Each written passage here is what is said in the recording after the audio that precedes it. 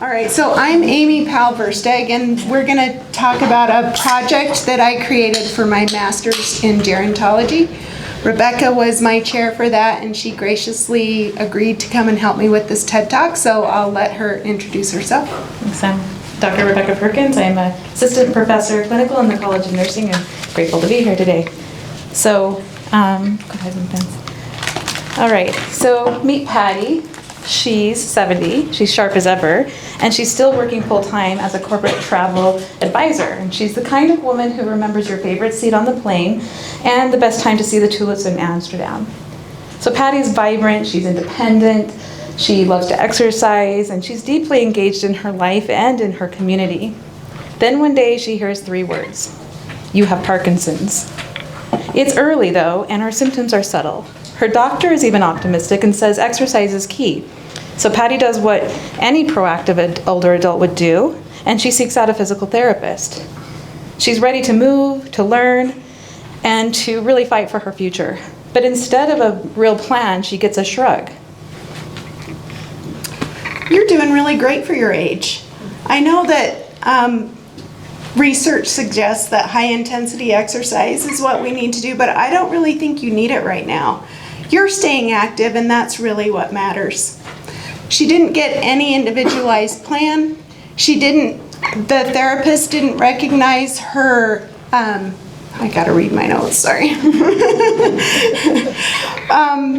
Let's see, there was no tailored exercise program, no recognition of her motivation and her right to agency in her own care. So Patty paused, and then she said, Thanks, but I didn't come here to be compared to every other older adult. I came because I have Parkinson's, and I am ready to fight for that. I'm ready to fight for my future, and I'm still working, I'm still traveling, and I'm still living, and I intend to do all those things as long as I can. So if you can't help me, then I guess I'll just have to find someone else. Patty is a real person, a patient that I worked with in the Balance and Mobility Clinic after her first encounter with a physical therapist recently after her diagnosis. Her story reflects a common reality for older adults. Early efforts to seek care are often dismissed, not due to their condition, but due to their age.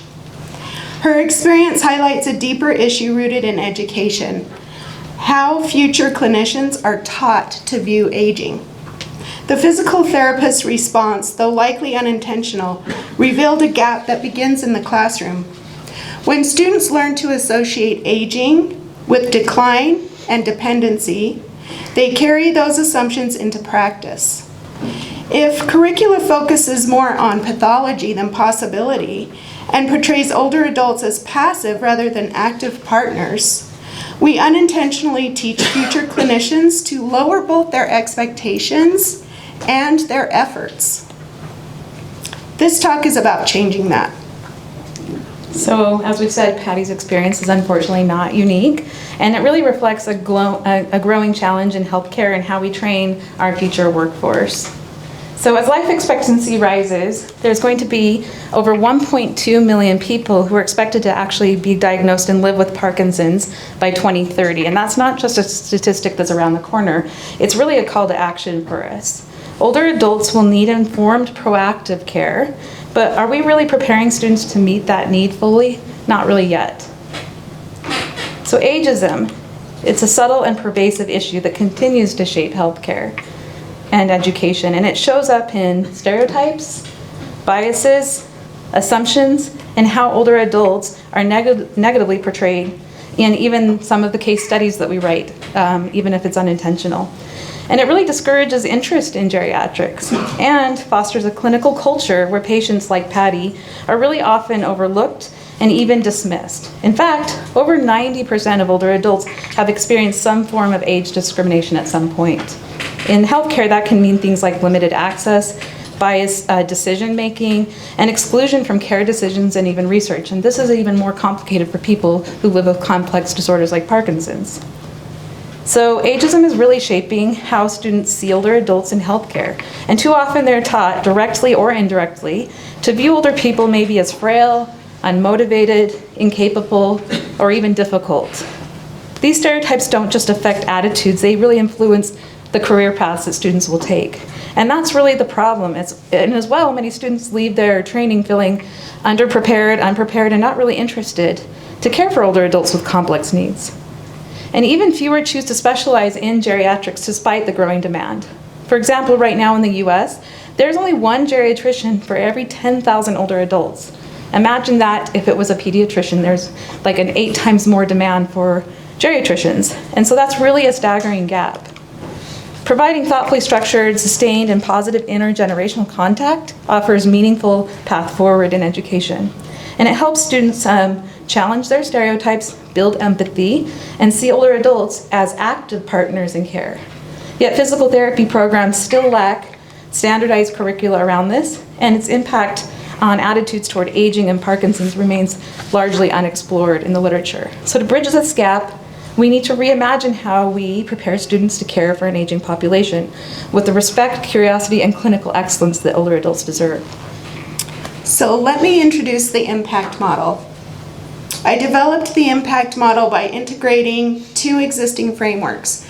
The PEACE model, which reduces ageism through intergenerational contact, and the SPARK model, which fosters professional identity in medical education. Each offered a valuable insight, but neither fully addressed what I was seeing both clinically and academically among physical therapy students. Students needed more than knowledge. They needed a positive intergenerational experience that challenged age-based assumptions and helped them to envision themselves as confident, capable geriatric providers. The model comes to life in a PD boot camp, a 2-week immersive experience where Doctor of Physical Therapy students worked directly with older adults with Parkinson's disease. In a safe, supportive environment, they applied classroom knowledge to real-world care, designed evidence-based exercise protocols, and built therapeutic relationships. Students were given space to make clinical decisions and see their impact in real time, with faculty mentors nearby to guide reflection and growth. The timing was intentional, after key coursework but before clinical rotations. This ensured that students were prepared and able to witness meaningful changes for their clients. The impact model is built around the following 5 components. First is intrinsic motivation. Students engage because they care, not just to perform. Secondly, professional identity. Real relationships help students see themselves as compassionate providers. Third, awareness. Assumptions are challenged as students discover the resilience of older adults. Fourth, students build capability. Repeated practice with complex conditions sharpens clinical skills and confidence. And finally, timing. The boot camp was strategically placed to maximize readiness and impact. So what happened when your DPT students engaged with you in the impact model?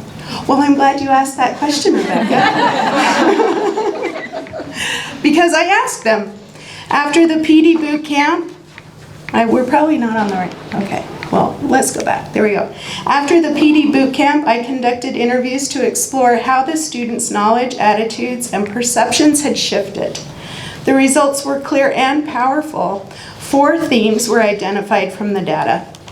Theme 1 was a positive learning environment. Students built community, not just with their peers, but with clients. They saw the value of collaboration, personalized care, and mutual respect, as shown in this quote. Clients looked to us for answers, and that changed how I saw myself. Theme 2 was integrated professional identity. Students didn't just practice skills, they began to see themselves as future physical therapists. They felt empowered, capable, and ready to care for older adults with complex conditions, as demonstrated by this quote. We made a meaningful change in our clients' lives, and that gave me a sense of purpose. Theme 3 was cognitive reframing. Students began to challenge their own fears and stereotypes about aging.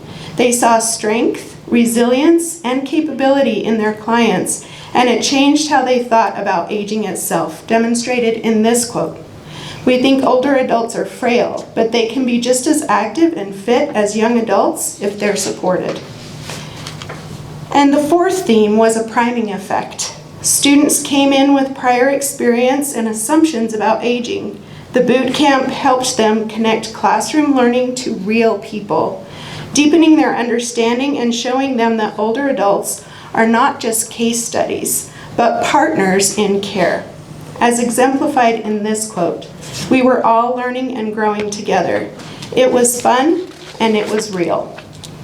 So if we want students to care for older adults with skill and respect, then we must go beyond lectures and case studies, and we need to include age-friendly, age-inclusive education and experiences. Students need to work with older adults in a structured and positive environment to foster intergenerational connections. These can really challenge their ageist assumptions while building clinical reasoning and their professional identity.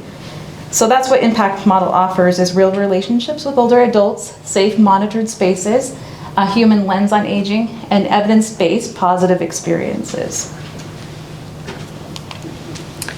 So remember Patty? Now imagine that you are 70 years old.